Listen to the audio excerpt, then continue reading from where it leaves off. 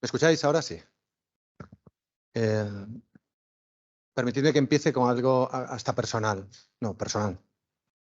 Es la primera vez que estoy en Son Espases. Estuve 3 años preparando venir a Son Espases. Y 12 años después entro en el hospital de Son Espases, que me lo conocía de memoria en los planos y la construcción. Por eso ahora me siento como casi en mi casa, ¿no? Agradezco la invitación y agradezco la invitación en nombre propio, en nombre de los participantes. Quiero darles las gracias, la paciencia que habéis tenido, la participación y la complicidad que habéis tenido desde el primer día. Y lo hemos preparado de una forma que creo que ha estado muy bien y que puede servir para otras experiencias.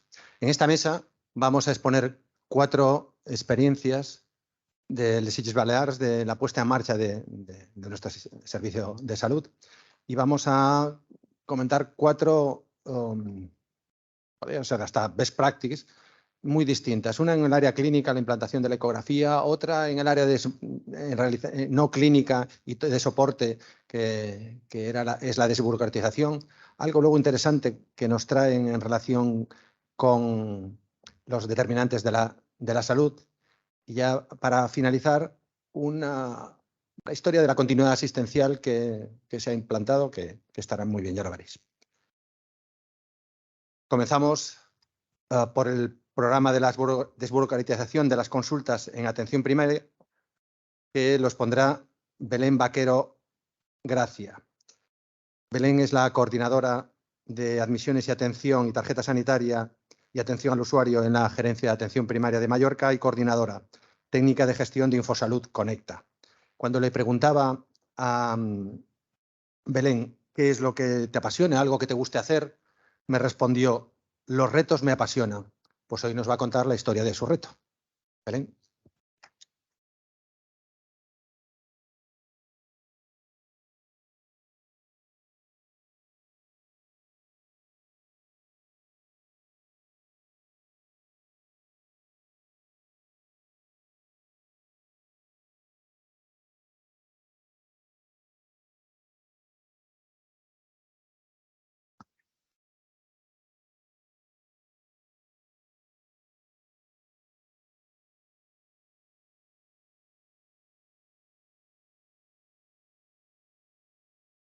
Hola, buenas tardes. Bueno, en primer lugar, muchas gracias por dejarme compartir esta experiencia que sobre todo para nosotros es tan importante.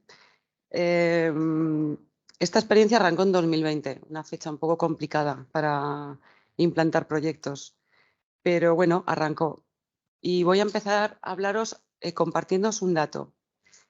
Mirad, entre enero y septiembre de este año ha habido 2.135 trámites que se solicitaron a atención primaria y que venían dirigidos a las consultas de los médicos de familia, pero que se resolvieron, y es importante, se resolvieron en otro nivel asistencial, en este caso en la atención especializada de los hospitales. Probablemente se da mucho más, pero es lo que tenemos contabilizado. Bueno, y la idea es que todo ese número de trámites se reduzca, porque entonces significará que las cosas las estamos haciendo bien. Se resolvieron y además no las pusimos en las manos del usuario para que se buscase la vida con aquello que no íbamos a hacer en la atención primaria. Sin desplazamientos, no le enviamos a ningún sitio. Vale, y os cuento de entrada todo esto.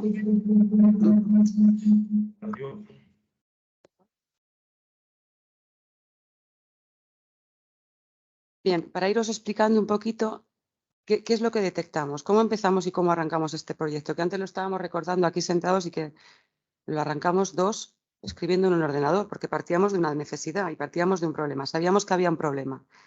Y este problema pues, era la sobrecarga asistencial de las consultas.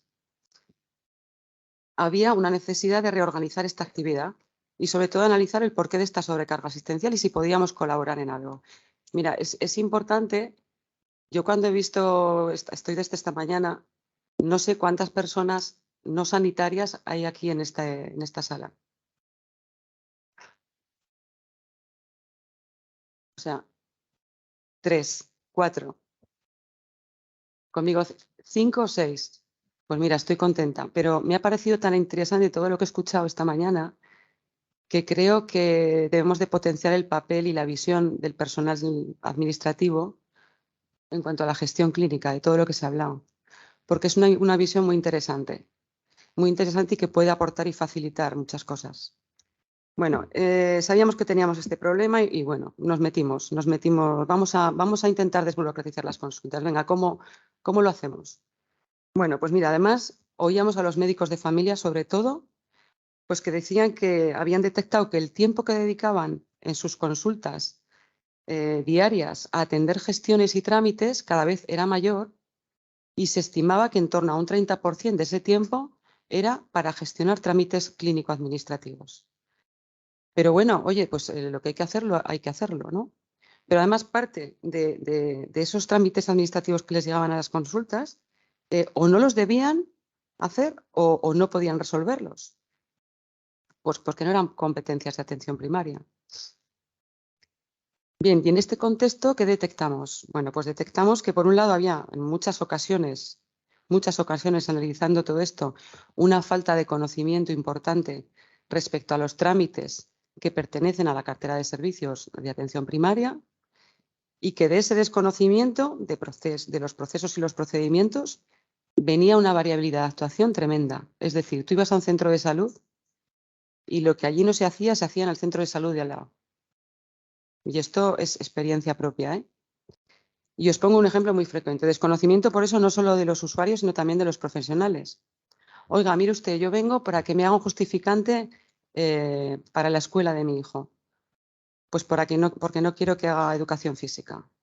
O aquí que tenemos tantos kilómetros de costa, pues mire usted, yo vengo a hacer un certificado porque me quiero presentar a una prueba de socorrismo. O porque quiero un permiso para el PER, para el patrón de embarcaciones de recreo, etcétera, etcétera, etcétera. Pero de esa variabilidad además salía cuando tenías al usuario delante, normalmente cabreado, y además te decía, pues a mí en otra ocasión sí que me hicieron el justificante de asistencia de mi hijo. Por lo tanto, ¿eso qué denotaba? Pues una gestión ineficaz, falta de seguridad y de conocimientos, sobre todo frente al usuario. Y bueno, pues además de este conocimiento, muchas veces casi siempre llevaba una cita no programada en una agenda de un médico de familia. Pero es que además detectamos un problema todavía más importante, y es que había una cantidad de trámites muy considerable que venían derivados tradicionalmente de otro nivel asistencial, como es atención especializada de los hospitales. Recetas electrónicas, ITES, solicitud de ambulancias, partes de interconsulta, solicitudes por acciones complementarias, etcétera, etcétera, etcétera. Y que además llegaban tradicionalmente y que se resolvían en atención primaria. Esto para mí fue el reto mayor, porque lo que dependía de nuestro entorno podíamos ponerle solución, pero lo que no dependía tanto de nuestro entorno, ahí estaba el reto, ¿vale? Pero bueno, también tengo que decir que le echamos muchas ganas, ¿eh? O sea, que nos lanzamos a la piscina y dijimos, vamos a buscar por dónde hay que tirar. Bien, con todas estas, ¿qué pretendíamos conseguir, no? Con todas estas áreas de mejora que detectamos sobre la mesa, pues lo primero que pensamos, bueno, hay que reducir ese tiempo que el médico de familia le dedica a trámites que además no puede resolver o no le corresponden, y mirar y analizar el resto, los que sí que están dentro de nuestra cartera de servicios. Eliminar esa sobrecarga asistencial de esos trámites que no nos tocan. Pero no solo eso, importante, no se lo soltamos al usuario, pero además le informo y le dirijo. Mire usted, esto no lo vamos a hacer aquí, pero yo le digo, mira, usted tiene que ir al Instituto Nacional de la Seguridad Social o a tal sitio o al otro, le van a pedir tal cosa. O sea, sin soltar a ese usuario diciéndole, pues mire, lo siento. Con todo esto, bueno, pues formamos un equipo de trabajo. He oído toda la mañana equipo de trabajo que lo ha nombrado, es importantísimo el equipo de trabajo. La pandemia nos ha enseñado a funcionar como uno solo dentro de las instituciones, de las organizaciones y sobre todo de los centros de salud. No distinguías quién era quién, porque todos íbamos a por lo mismo. Y nosotros empezamos ya antes de la pandemia a formar ese equipo de trabajo. Lo pusimos en marcha y comenzamos a elaborar ese manual. ¿Qué hacíamos en ese manual? Bueno, pues describir, dar a conocer, organizar, normalizar todas esas gestiones y esos trámites administrativos que sí Los que no, explicábamos dónde informábamos y los dirigíamos.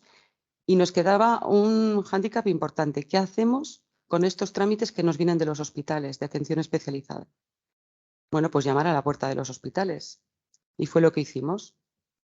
Fuimos llamando a la puerta del hospital pidiéndoles analizar los problemas compartidos más comunes entre primaria y especializada. La respuesta fue fabulosa. O sea, es una figura totalmente estratégica y fundamental para este proyecto. Hubo una colaboración plena y total. Porque además, después de analizar todos esos problemas, creamos una figura que se llama el gestor administrativo hospitalario. Esta figura es un equipo de trabajo que pertenece al hospital, que es el enlace entre primaria y la especializada. Y es el canal de comunicación para todos estos trámites pues que no nos corresponden, que hay otras personas responsables de resolverlos. Cada hospital tiene su sistema, pero es a día de hoy, por eso os he comentado lo de los 2.135 trámites que de enero a septiembre hemos ido gestionando. Trabajo en equipo, pero trabajo en equipo especializada primaria. Por lo tanto, para mí era un reto importante y es un logro importante. Por otro lado, ¿qué más había que potenciar? Totalmente. Yo ya cuando entré en gerencia de atención primaria, en mi cabeza yo llevaba a potenciar las unidades administrativas, los servicios de admisión. Somos el eje y somos fundamentales, pero además no son palabras vanas. Si el servicio de admisión funciona bien, el resto del centro de salud seguramente funcionará bien. Entonces, ¿cómo vamos a potenciar esos servicios de admisión? Otra figura importante, el gestor administrativo de los centros de salud. ¿Y cómo podemos potenciarlo? Obviamente con formación. Y en lo que respecta a desburocratización, vamos a entregarles un soporte, vamos a entregarles un manual que describa de una manera muy sencilla los trámites que sí que resolvemos, los que no, y esta nueva herramienta de ayuda que era el gestor administrativo hospitalario. Otra cosa que hicimos fue, yo me preguntaba, ¿y por qué un administrativo no tiene agenda?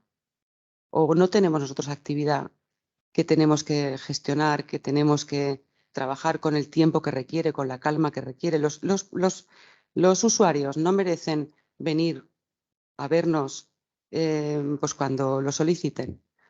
Implantamos las agendas de los profesionales administrativos a principios de 2020. Al principio fue un poco complicado porque no entendían por qué. Pensaban más que era un elemento fiscalizador que otra cosa.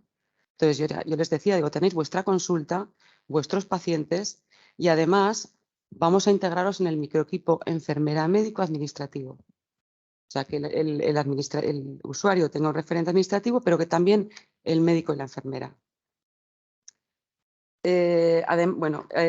También encontramos otros perfiles profesionales donde dirigir parte de esos trámites que sí que pertenecían a nuestra cartera de servicio. Importantísimo, farmacéuticos, TCAES, matronas, enfermería. Vamos a repartir dentro de las competencias profesionales todos estos trámites y por parte de administrativos una buena gestión previa de todo esto. Bueno, beneficio fundamental para los usuarios, porque somos un servicio. Atendemos mejor, se enfadan menos, satisfacción de usuarios y profesionales, pero no nos olvidemos de los profesionales. El tiempo de los profesionales es importante, pero el de los usuarios también. No dejar cosas a la improvisación, no esperar a, pues, el no sé, un momento.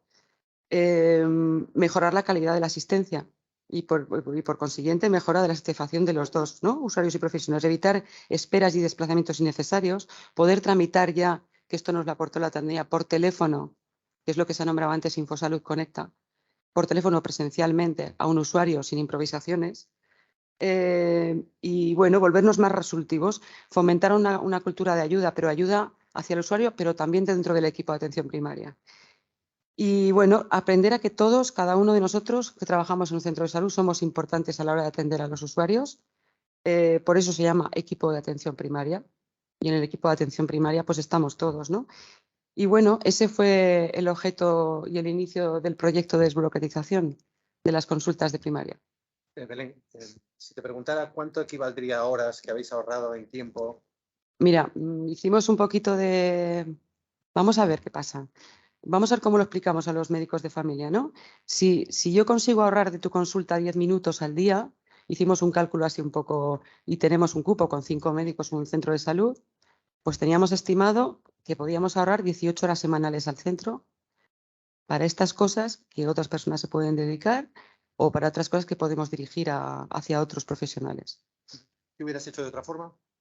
Pues la implantación y la formación con todos los equipos, no solo los administrativos, porque la pandemia ahí nos hizo enfocarnos hacia otro lado y quedó un poco ineficiente. Pero ahora que este proyecto va ligado a la gestión de la demanda, pero la gestión de la demanda compartida. Ya empezamos a compartir la demanda con el proyecto, pero hemos dado un paso más, que es, nos llevamos la atención telefónica a otro lado, que gestiona la demanda igual, conseguimos que las admisiones gestionen la demanda igual que se gestiona ahora en Infosalud y arrancamos, perfeccionamos, mejoramos la relación con los hospitales respecto a la desburocratización. ¿Qué habéis aprendido con este? ¿Habéis limpiado el proceso? ¿Todo?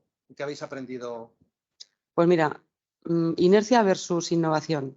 No sentarnos en la parte cómoda, en la inercia, porque qué complicado va a ser esto, ¿no? Sino decir, bueno, pues no lo que está hecho así de toda la vida, por definición es eficaz, vamos a intentar cambiarlo, vamos a intentar cambiarlo además no porque sí, sino como una herramienta de mejora de usuarios y profesionales y bueno, pues así ha sido. Pues nada, dar las gracias. Este proyecto destaca porque integra a los profesionales. Destaca porque integra a los profesionales no sanitarios dentro de la resolución de los problemas que sucedan en un centro de salud y implica también al hospital. Por eso fue lo más llamativo. Agradecerte tu complicidad. Gracias. Y enhorabuena a todo el equipo. Muchas gracias.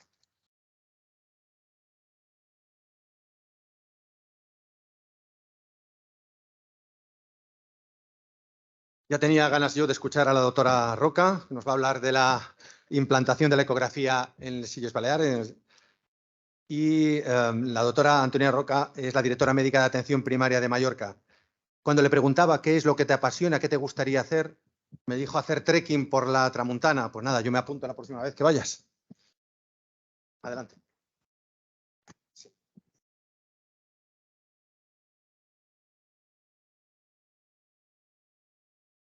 Hola, buenas tardes a todos.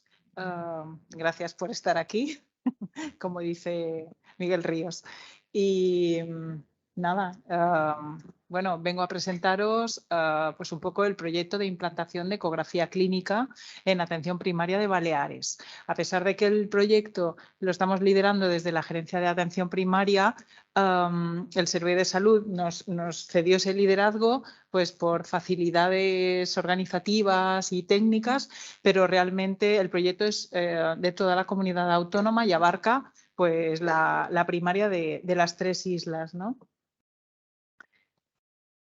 ¿Qué era lo que pretendíamos? ¿Qué necesidad no resuelta había? ¿Qué querías afrontar? Bueno, realmente pues teníamos la necesidad de trabajar para mejorar la capacidad resolutiva de los médicos de familia, tener más herramientas para, sobre todo para reducir la incertidumbre. En atención primaria es una de las características y de las cosas que más difícilmente se asumen y aprendemos, ¿no? a trabajar con esa incertidumbre, pero que es una de las cosas que es más difícil de llevar, ¿no? Yo creo que de lo que más les cuesta a los residentes aprender e incluso seguimos pues luego aprendiendo día a día, ¿no?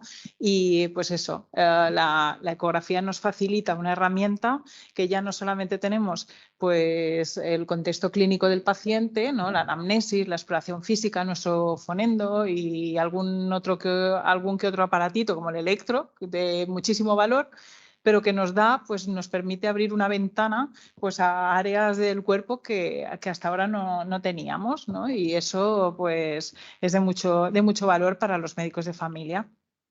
¿Cómo desplegaste la fase desde la planificación hasta el final y sobre todo cómo combatiste las barreras y limitaciones que tenía el proyecto? Pues mira, empezamos un poco de manera tímida y con algunas actividades formativas muy puntuales antes de tener ecógrafos. Mi gerente, Miquel, siempre cuenta, a ver, tú puedes, cuando quieres aprender a conducir, puedes sacarte el carnet y dentro de no sé cuánto tiempo comprarte el coche, con lo cual luego ya será como volver a empezar casi a formarte.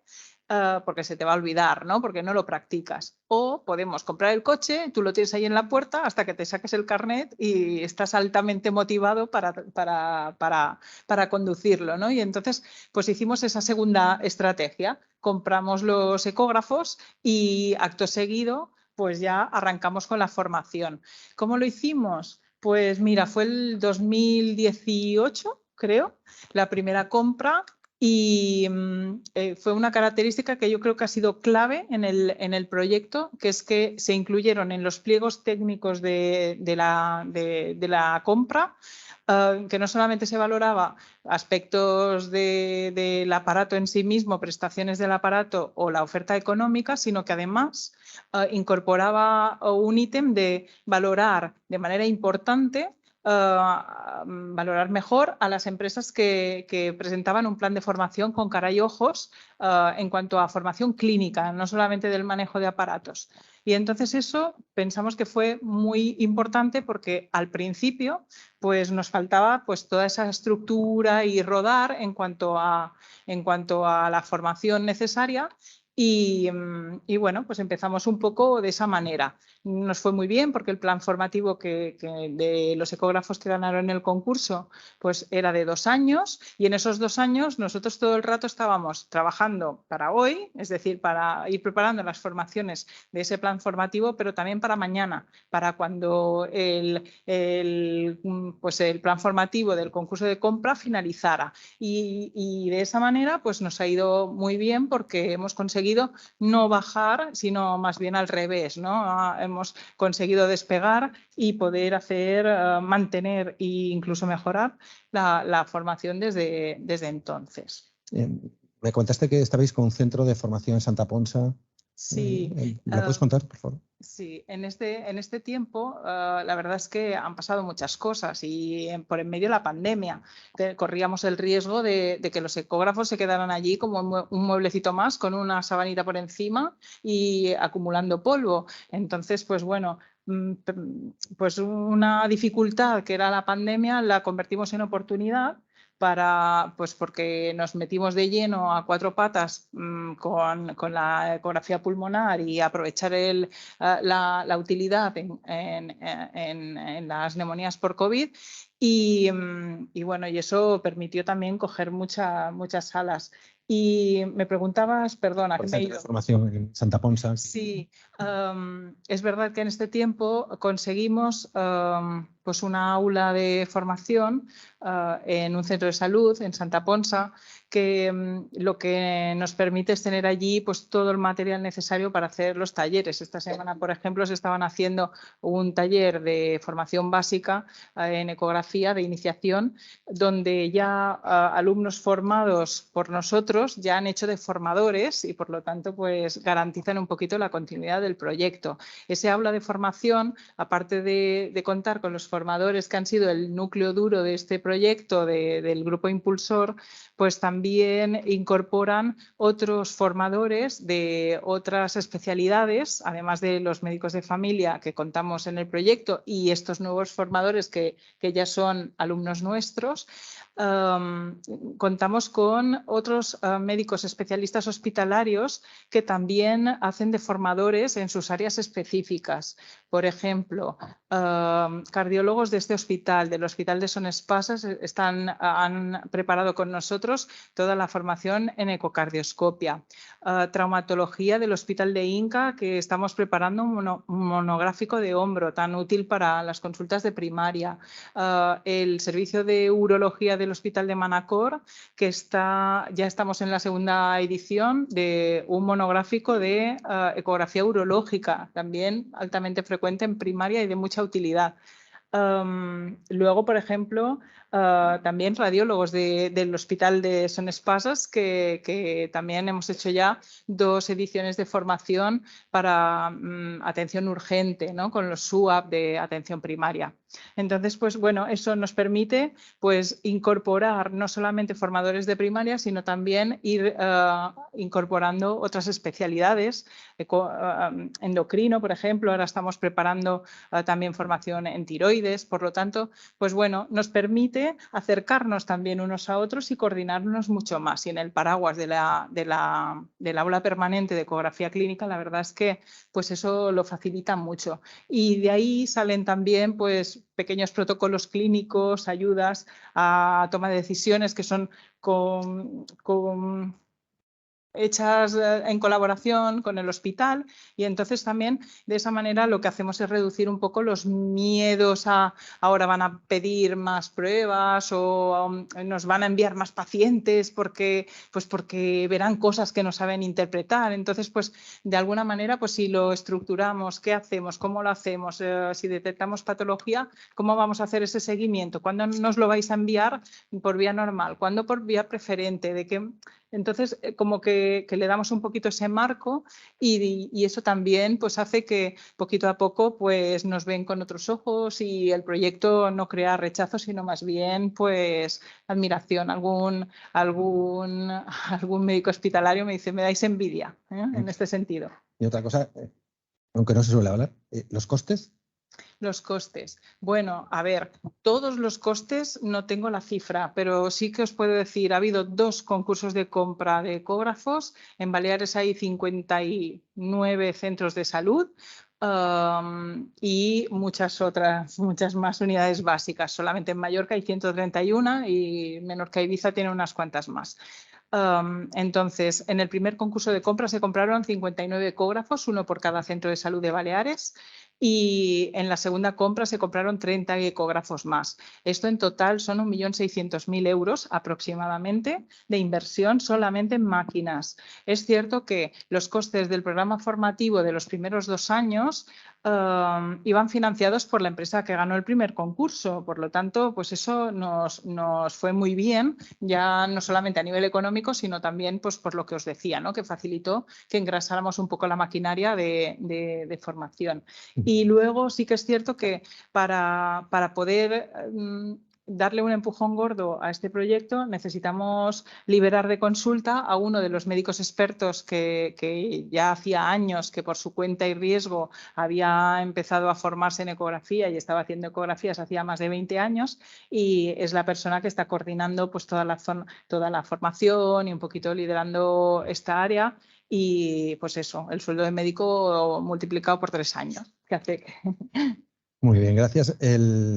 Consensuamos largamente porque hablamos de otras cosas. Daba tiempo para preguntar cómo se desplegó en otras comunidades autónomas, cómo aprendimos de unos y de otros. Las claves de este proyecto, de esta realidad que os presentamos, podemos consensuarlas de esta forma, si estás de acuerdo. Las redactamos conjuntos. Sí. Estamos en el camino del liderazgo clínico. Ayudamos a que atención primaria tenga un liderazgo clínico, sobre todo lo que estaba comentando la doctora Roca ahora al final, para el seguimiento de estas patologías crónicas que no son dentro de la cronicidad, pues la relación con tiroides, sí, por ejemplo, se hace muy cercano y muy propio. Luego me quedo con el proyecto, que lo dijiste ahí por encima, que tuvisteis un perfil bajo. Perfil bajo de comunicación. ¿Esto qué significa? Bueno, pues porque inicialmente la verdad es que yo no sé en vuestras comunidades, pero aquí pues lo primero que hicimos fue hablar con los radiólogos y nos dijeron, hombre, nosotros no podemos estar de acuerdo, pero tampoco pondremos palos en la rueda. Ellos decían, nosotros formamos a los residentes de radiología, vosotros pues buscad formadores. Pero pensándolo bien y a lo largo del tiempo piensas y digo, pues fue algo muy positivo porque realmente pues las necesidades y la visión de un radiólogo no es la de un médico de familia. Lo bueno fue que dijeron, ahí lo tenéis, haced lo que queráis, nosotros nos vamos a ayudar, pero tampoco nos vamos a oponer frontalmente. Y eso fue un punto, yo creo que positivo, porque realmente el enfoque de un radiólogo y el enfoque de un médico de familia porque hablamos todo el rato de una ecografía clínica, no una ecografía diagnóstica. Por lo tanto, pues realmente creo que fue algo que le ha añadido valor al proyecto. Muy bien, pues nada, daros la enhorabuena por lo que habéis hecho. Gracias. Y animaros a continuar. Gracias por la exposición. Gracias por la oportunidad.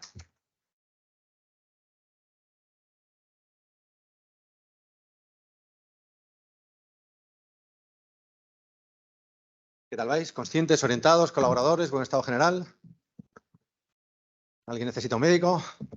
Bueno, vamos con el siguiente. El proyecto de implementación de la Estrategia de Promoción de la Salud y Prevención en el marco de la Estrategia de la Cronicidad del Sistema Nacional de Salud en el municipio de San Antonio de Pormani, en Eivissa. Lo defienden, lo comunican, más que defenderlo. Tenemos la suerte de que nos los pongan. Marta Gamarra y Ana López. Marta es especialista en medicina familiar y comunitaria. Desde el 2005 está en San Antonio, 2005, ¿vale? Y Ana también, una larga estancia en San Antonio desde el 96, ¿tengo apuntado? Muy bien. Cuando le preguntaba a Marta qué es lo que le gusta, dónde me recomendaría ir o algo así, me dijo ir a Israel, a Tel Aviv. Ya nos contarás qué hiciste allí. Vale. Y Ana, cuando le preguntaba qué es lo que te apasiona, nadar en el mar al amanecer. Pues nada, vamos a nadar y nos contáis los casos.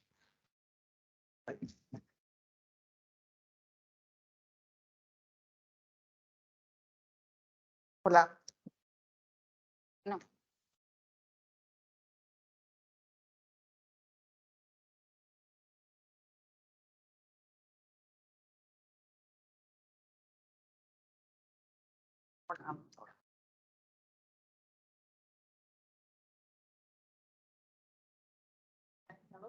Dado prioridad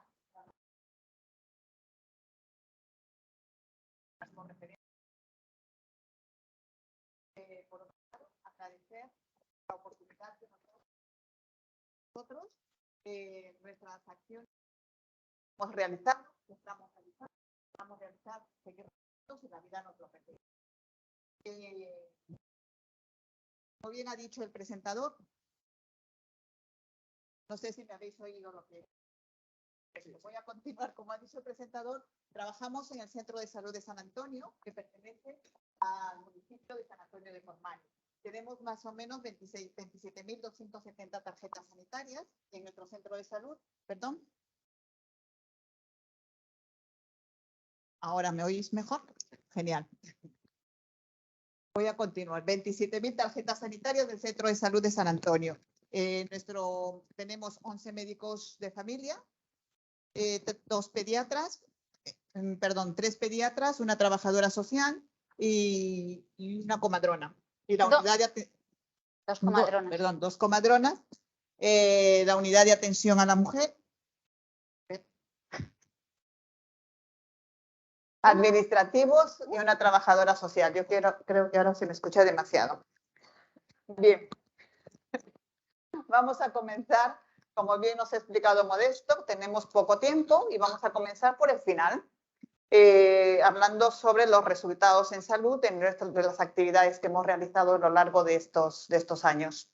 Sabemos que las enfermedades crónicas es una de las enfermedades que produce mayor tasa de mortalidad, mayor incidencia, y la que en este momento, antes de la pandemia, durante la pandemia y probablemente después de la pandemia, va a comprometer la sostenibilidad de nuestro sistema sanitario.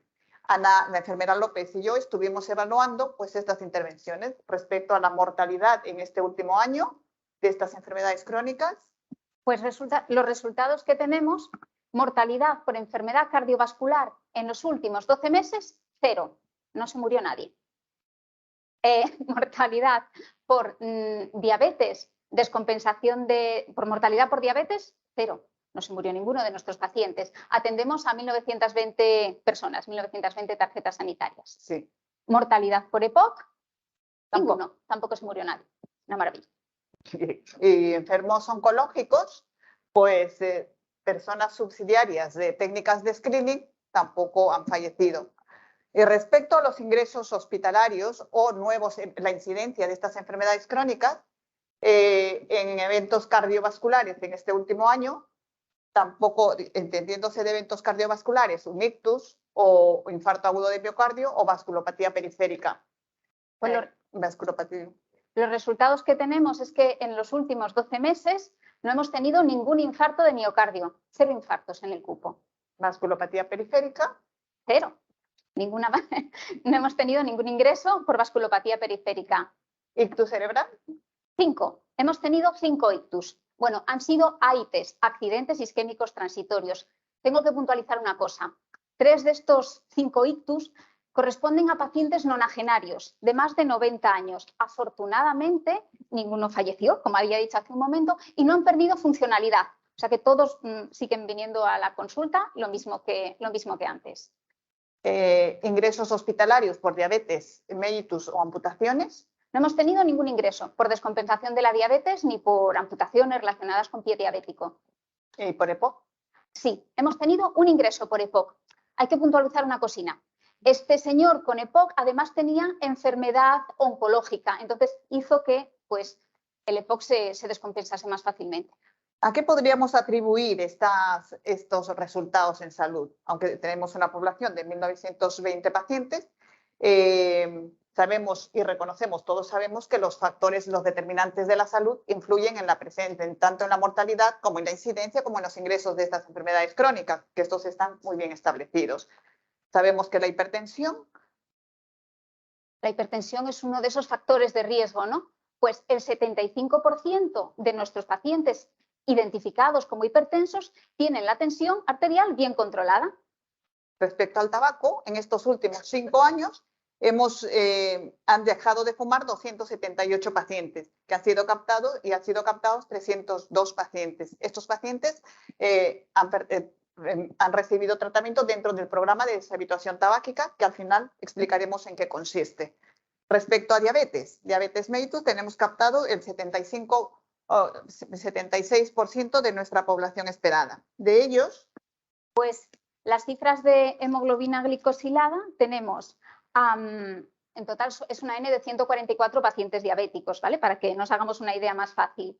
Tenemos a 110 pacientes, o sea, el 76,34%, con una hemoglobina glicosilada de menos del 8%. Y a 12 pacientes, el 8%, con una hemoglobina glicada de más del 8%. Consideramos mal control metabólico. Y respecto a la obesidad y sobrepeso, Sí, con respecto a la obesidad, han recibido intervención monitorizada para el tratamiento de la obesidad el 75% de los pacientes identificados como diabéticos. Nuevamente nos pusimos a pensar a qué se deben estos resultados, ¿no? ¿A qué podríamos atribuirle? Todos sabemos el abordaje de las enfermedades crónicas y no crónicas, tratamiento farmacológico y estilos de vida saludables. Respecto al tratamiento farmacológico, por ejemplo, en diabetes, el farmacéutico de atención primaria nos hizo el gasto aproximado, nos sale 280 euros por cada paciente diabético. De estos, el 60% está con metformina, el 13% está con insulina y el resto con otros antidiabéticos orales. Y una de las cosas que se preguntaba el farmacéutico nos decía poco gasto para un buen control de hemoglobina glicada. Buen control de hemoglobina glicada, menos ingresos hospitalarios, menos mortalidad, ¿no? ¿A qué se debe? Sabiendo que las enfermedades crónicas no solo se prescribe tratamiento farmacológico, sino también se prescribe vida activa. ¿Qué es esto de vida activa? No solamente prescripción, sino monitorización de vida activa. ¿Qué es esto de la vida activa? Bueno, pues lo que todos sabemos ya, ¿no? Vida activa, ejercicio físico, nutrición saludable, cese del consumo de tabaco y disminución del consumo nocivo o patológico de alcohol. Y registro de forma activa. Citamos a los pacientes recién diagnosticados o los pacientes que están descompensados una vez por semana durante 6 semanas seguidas y luego cada 15 días, al primer mes, segundo mes y al tercer mes hacemos la evaluación. Hacemos unos análisis en los cuales valoramos al paciente. ¿Cómo valoramos al paciente? Pues valoramos cómo ha ido incorporando en su día a día estos estilos de vida saludable, esta vida activa. Ellos realizan registros, ¿no? Y evaluamos cómo hacen el ejercicio, cuántos días a la semana, cómo es su ritmo de alimentación, con qué se están hidratando. Y los atendemos en una consulta, tanto el médico como la enfermera. Hablábamos por la mañana, escuchábamos que hacíamos atención centrada en el paciente. Efectivamente, atendemos al paciente tanto el médico como la enfermera, porque no es atención centrada en la enfermera, ni es atención centrada en el paciente, ni en el centro de salud, ni en el hospital. Es atención centrada en el paciente, con sus registros, sus peculiaridades y su entorno familiar. Hacemos venir a los pacientes con sus familias. ¿Qué resultados tenemos? Descenso de hemoglobinas glicadas de 2, 3, 4, 5 puntos, descenso de cifras de colesterol hasta obtener los objetivos que ya están establecidos por los diferentes protocolos, disminución, descenso de hemoglobinas glicadas, disminución de riesgo cardiovascular, disminución del IMC y disminución o estabilización de pacientes que están en situación de prediabetes. Si están en situación de prediabetes, o vuelven a la normalidad o pasan a una situación de diabetes. Los nuestros, bueno, los que atendemos, a veces se quedan allí o en el momento de evaluación retornan a la fase de normalidad. Algo que sí que podemos evaluar en consulta es el grado de satisfacción de los pacientes, cómo se encuentran y cómo nos relatan que ahora se encuentran mucho mejor, se ven mucho mejor, se sienten mejor, hablan de autoestima, hablan de autocuidados personales, hablan de autoimagen y se encuentran más empoderados para los cuidados de su salud y van recomendando a sus vecinos, a sus amigos lo que están haciendo. ¿Dónde se encuentran estas herramientas para poder reescribir estos estilos de vida saludables o vida activa? ¿Dónde los encontramos? Sabemos que las enfermedades crónicas son enfermedades biopsicosociales, en el cual interviene el sector sanitario solo en un 10%, la genética en un 20%, pero además el entorno y los estilos de vida en más de 60%. ¿Y estos dónde los vamos a encontrar? Hablábamos de determinantes de la salud. ¿Dónde los encontramos? Pues en el lugar donde están las personas, ¿no? En este caso, en el municipio de San Antonio. Para identificar todos estos recursos, ¿no? No podíamos asumirlo solo el sector sanitario. Decíamos que los sanitarios somos responsables únicamente del 10% de los resultados en salud. El resto interviene la genética y el medio ambiente en el que vive la persona. El 10% de una persona, pero también de una comunidad. Esto que estamos contando a vosotros os explicamos al municipio de San Antonio, al concejal de deportes, de la concejala de salud de la legislatura anterior, que ellos, siendo no sanitarios, ellos, digo, al sector gubernamental, pero también la población no sanitaria puede contribuir en la disminución de ingresos hospitalarios, disminución de consumo de fármacos, que por cierto me olvidaba, en esa evaluación que hacíamos a los pacientes, estamos en fase de desprescripción de fármacos de insuficiencia cardíaca, fármacos antihipertensivos y antidiabéticos orales e insulina, que ellos, siendo no sanitarios, podían contribuir en la disminución de la mortalidad, disminución de ingresos, mejorar la calidad de vida de los pacientes y favorecer la sostenibilidad de nuestro sistema sanitario. Les encantó el proyecto y se sumaron a él de inmediato. El primer paso que dimos fue la adhesión del municipio a la Red Española de Ciudades Saludables. Y ahí tenemos nuestro reconocimiento y podéis consultarlo en la Red Española, está colgado en Internet. La primera tarea fue la creación de la mesa intersectorial, donde había representantes sanitarios, del ayuntamiento, del sector educativo y también de las asociaciones del municipio. Estábamos todos trabajando juntos. La primera tarea que tuvimos fue identificar esos activos, esos recursos que tiene San Antonio de Purmain para mejorar la salud y el bienestar de las personas que allí viven. Y con eso elaboramos un mapa de activos. Identificamos más de 60 activos en salud en nuestro municipio. ¿Qué es un activo en salud? Aquel que fomenta ejercicio físico, nutrición mediterránea, disminución de consumo de tabaco, alcohol y además es un agente de salud. Nosotros a nivel personal e individual en este momento somos agentes de salud.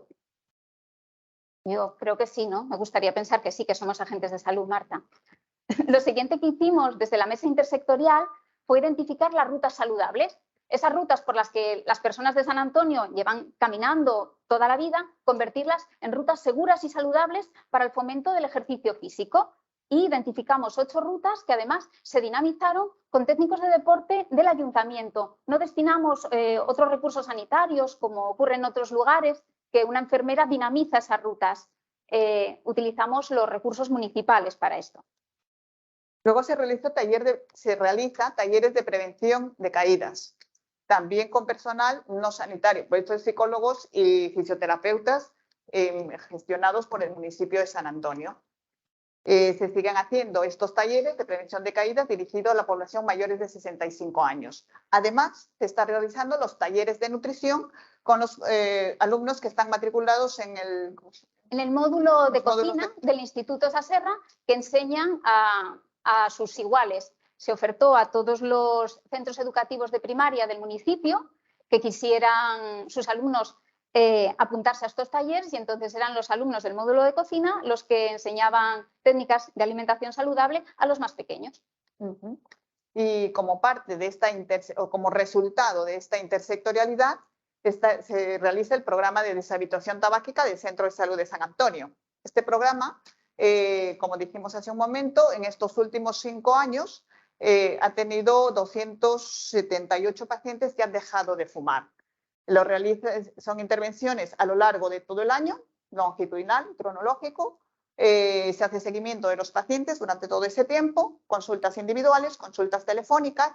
El grupo de apoyo de vida activa o pacientes, el grupo se llamaba inicialmente Vivir sin Tabaco, pero ahora se llama Grupo de Apoyo de Vida Activa.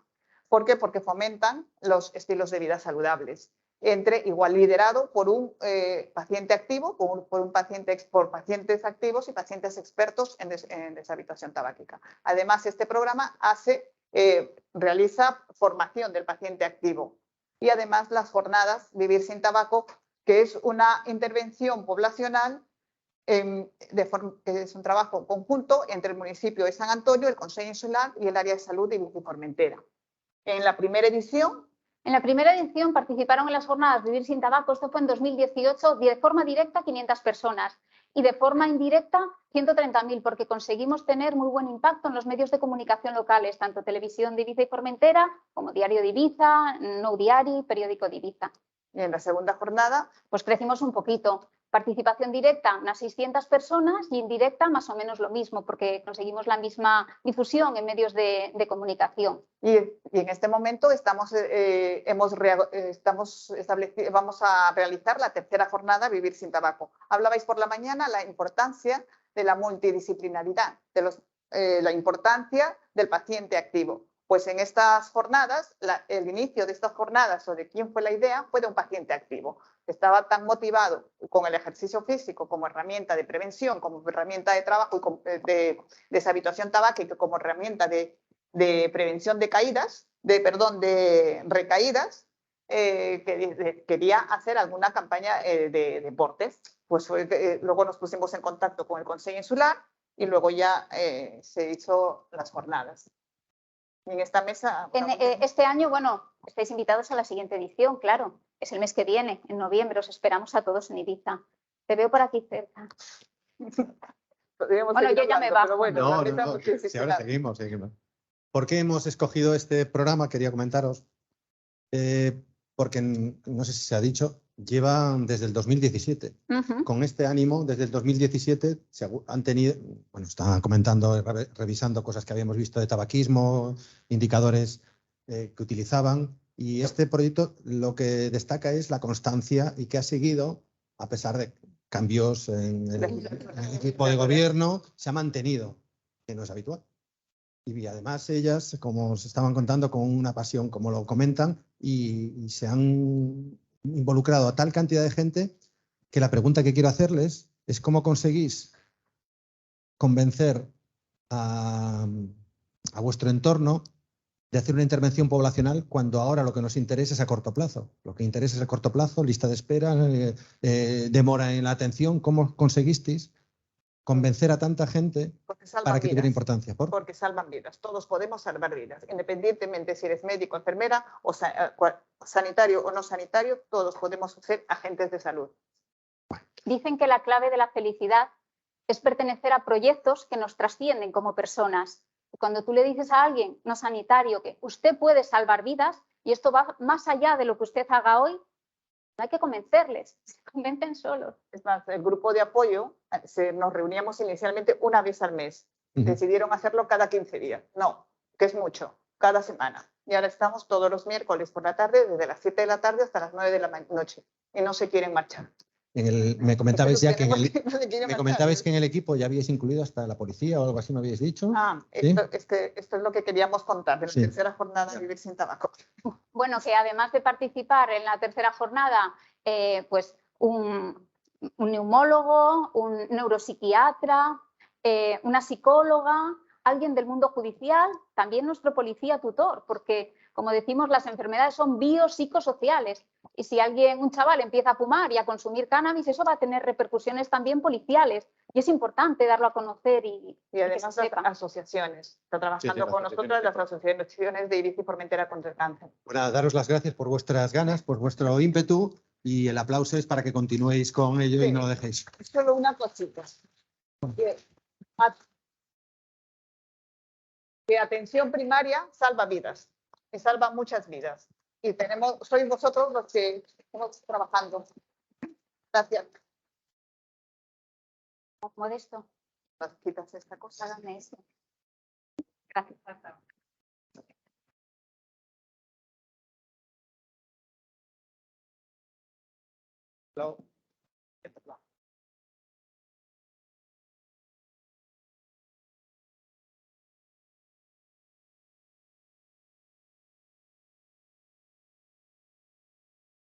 Ya para terminar, la grandísima Joana Bagur nos hablará del programa para la mejora de la continuidad asistencial en Menorca. Joana es la coordinadora de enfermería de Canal Salat en área de salud de Menorca. Desde el 96 has estado en el Hospital Virgen del Toro, antes ya hace tiempo ya del Virgen del Toro, y desde 2010 en atención primaria. Cuando le preguntaba a Joana Quentefeno qué es lo que te gustaría hacer, me respondió, sorpréndanse, la marcha nórdica. Una menorquina, la marcha nórdica. Mira que yo los menorquines ya siempre son... Bueno, pues nada, la marcha nórdica, pues nada.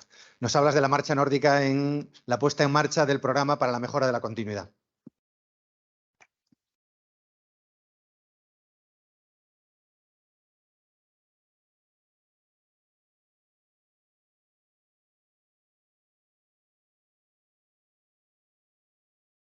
Bueno, cuéntame, ¿cómo habéis detectado el problema? Primero, darle las gracias a Chema por haber confiado en mí para explicar un poco el proyecto de continuidad asistencial en Menorca. Tranquilo, no voy a hablar de marcha nórdica. Y nada, bueno, en principio la continuidad asistencial, si nosotros la entendemos como una coordinación entre los distintos niveles asistenciales, veíamos que era un punto a tener en cuenta y a intentar mejorar, ¿no? Tener en cuenta que los pacientes siempre esperan de nosotros que estemos coordinados, que la información se mueva en red, es decir, que cuando un paciente viene a atención primaria después de haber pasado por un hospital, que él quiere que nosotros sepamos qué le han hecho, qué le ha pasado, qué es lo que necesita, ¿no? Y sí que nos hemos dado cuenta de que la transferencia de la información entre los distintos niveles asistenciales a veces es un problema, porque a veces la información pues, es poco concreta y esto puede generar malos entendidos y poner en riesgo la salud de los pacientes, ¿no? Por eso creíamos que era muy importante crear una herramienta que nos permitiera transferir esta información desde atención especializada a atención primaria, intentando mejorar pues, los resultados en salud de los pacientes. ¿Pretendíais conseguir qué objetivos tenéis cuando pusisteis en marcha el programa? Bueno, lo que pretendíamos conseguir es que los pacientes, una vez han sido dados de alta del hospital y pasan a atención primaria, pues que antes de las 48 horas, primero de todo, garantizar esta continuidad de cuidados entre atención especializada y primaria, y que los pacientes, antes de 48 horas de que hayan sido dados de alta del hospital, pues reciban la llamada o la visita de una enfermera para continuar con los cuidados. Esto se consigue por activando todos los recursos necesarios, cubriendo las necesidades del paciente y intentando minimizar los problemas de los pacientes que repercutirían en su calidad de vida. ¿Cómo fue el despliegue que hicisteis del programa? Bueno, el primer paso que se hizo fue darle nombre a los distintos tipos de continuidades asistenciales que había, ¿no? Sí, tenéis un montón de ellos, ¿eh? Sí.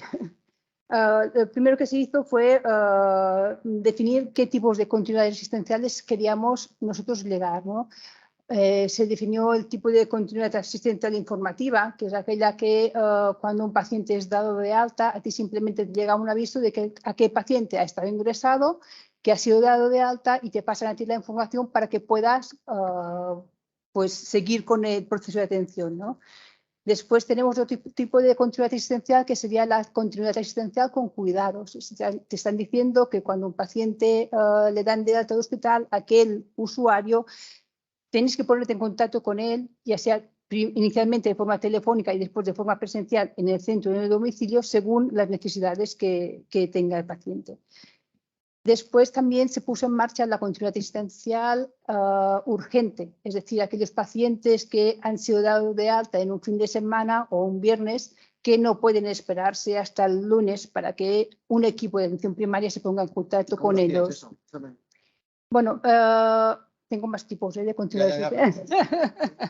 Esa me interesa mucho, la Vale, asistencial en urgencias. lo que se hace, pues, bueno, este tipo de actividad asistencial se activa de la misma forma que se activa el resto de continuidades asistenciales, es decir, desde el hospital se tiene acceso a un panel de trabajo.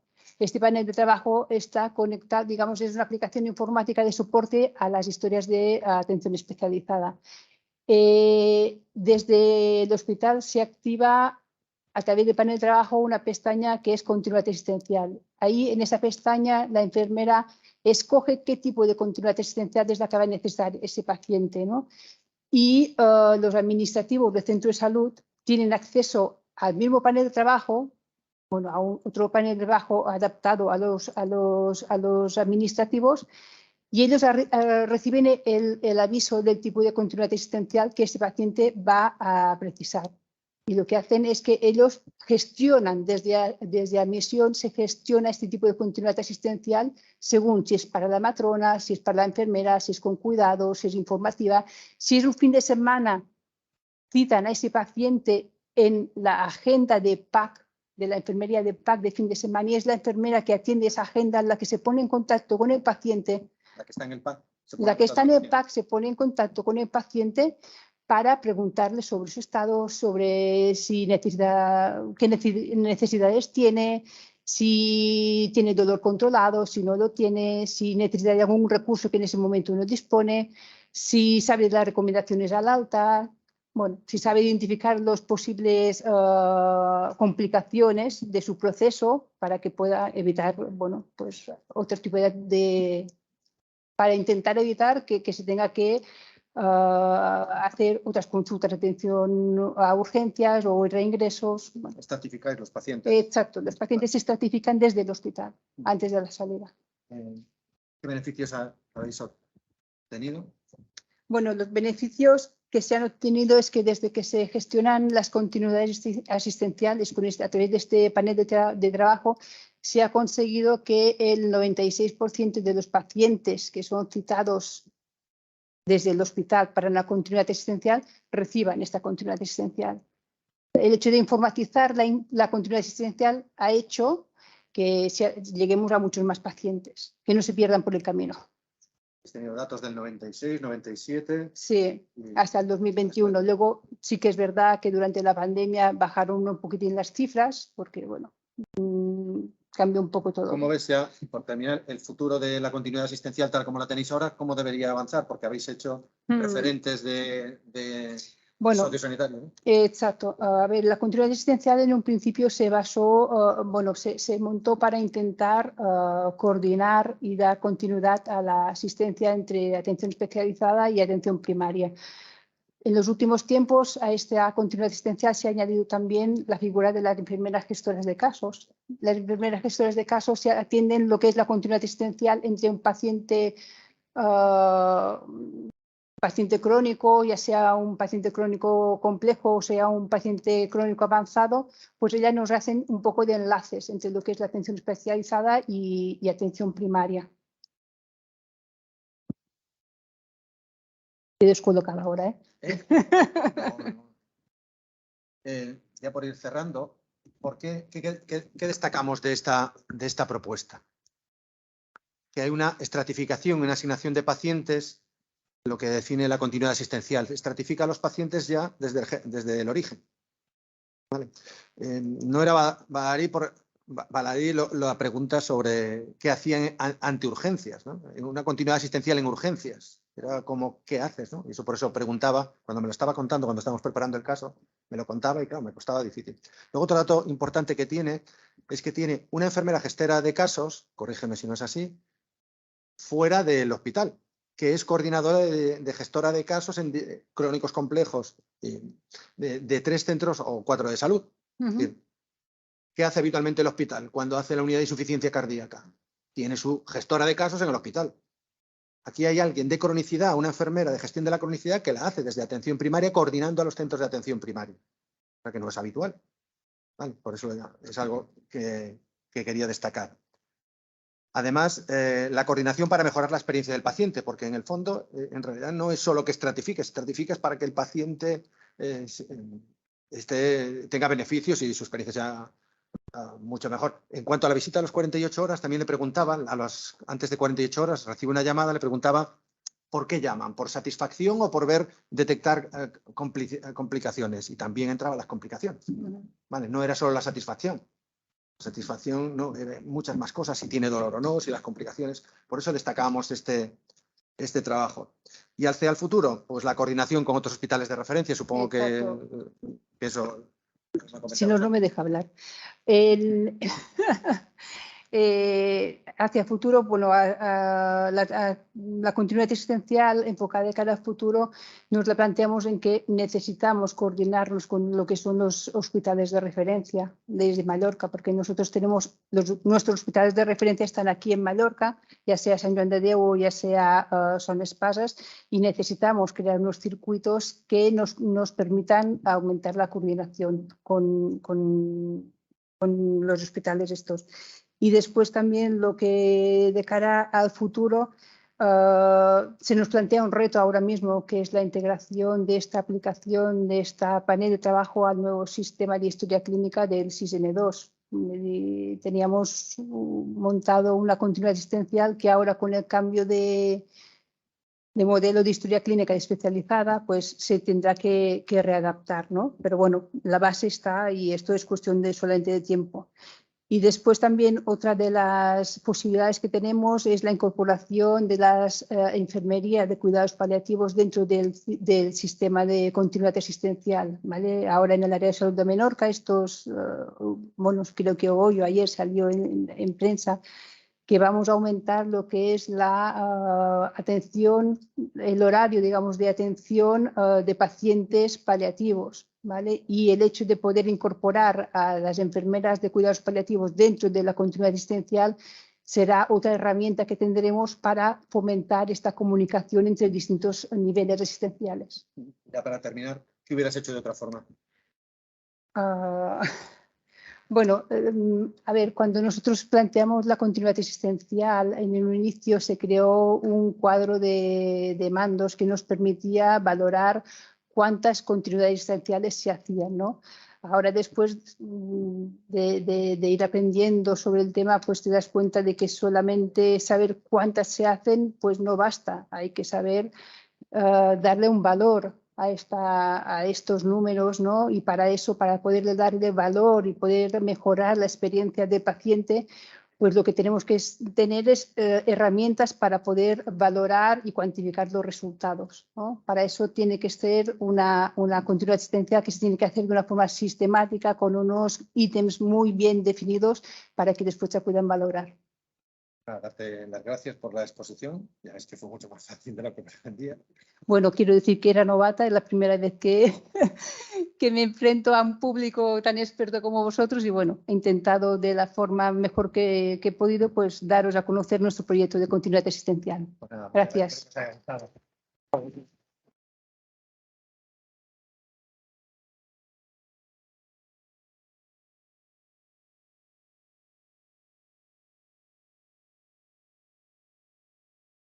Bueno, espero que os haya resultado interesante. Se abre un turno si alguien quiere hacer cualquier comentario.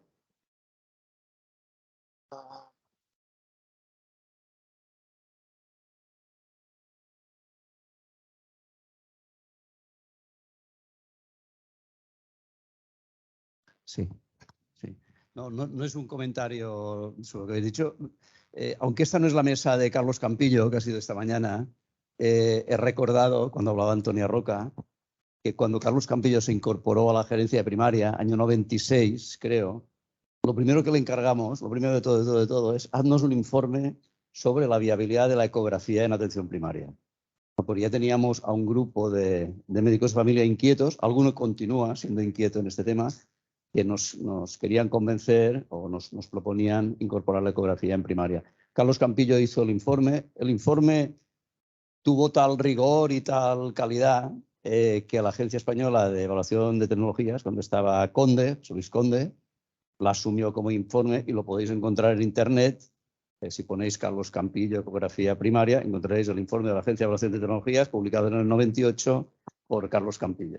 Un poco de historia. Sí, de hecho fue de los primeros informes y bibliografía que revisamos antes de arrancar ni invertir un euro. Es cierto que está publicado del año 98 y bueno, él concluía pues que no había evidencia, ¿no?, de que esto sirviera para algo, pero creo que desde el 98 hasta que nosotros empezamos sí que han salido otras publicaciones que bueno, y en el mundo muchas otras experiencias que nos avalaron.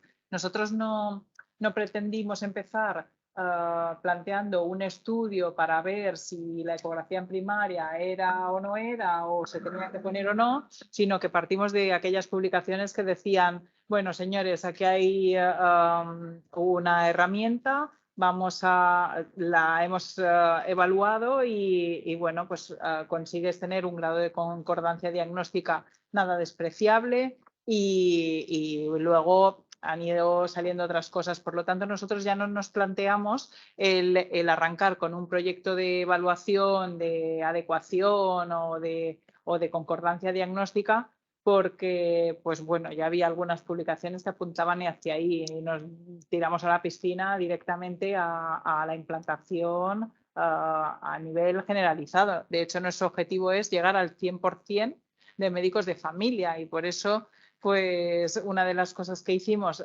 justo cuando arrancamos fue tocar a la puerta de las unidades docentes de Baleares y decir, señores, el futuro está aquí y quizá estos médicos del futuro pues deberían salir con competencias en ecoclínica y se incorporó en el calendario formativo oficial, diríamos, de las rotaciones de medicina de familia aquí en Baleares. Y se ha incorporado una evaluación en la ECOE que hacen antes de acabar la especialidad y una de las estaciones es en ecografía clínica, ¿no?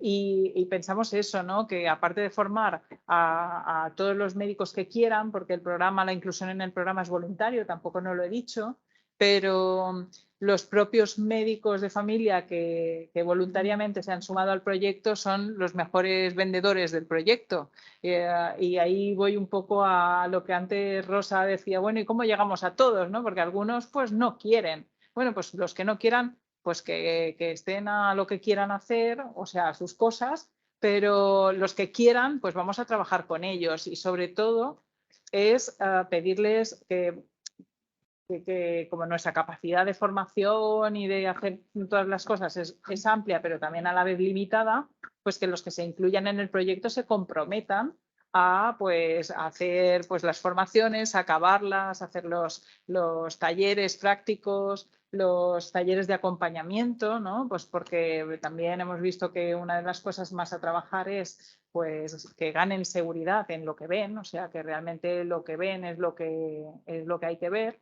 Y entonces pues les organizamos también esos talleres de acompañamiento y luego que ellos dentro de su equipo también contaminen al resto, ¿no? Pues preparando sesiones, incorporando la ecografía clínica, incluso ya a los equipos que van más adelantados pues hacen pues talleres de acompañamiento, pero siendo ellos los profes, diríamos, de sus compañeros que están a lo mejor en unas fases más iniciales. Entonces, pues bueno, eso es lo que hacemos. Bueno, pues ya damos por cerrado. Gracias, Rosa. Sin ti no hubiera sido posible. Y daros gracias a todas por la complicidad que que ha tenido esta mesa. Muchas gracias a todos por vuestra asistencia.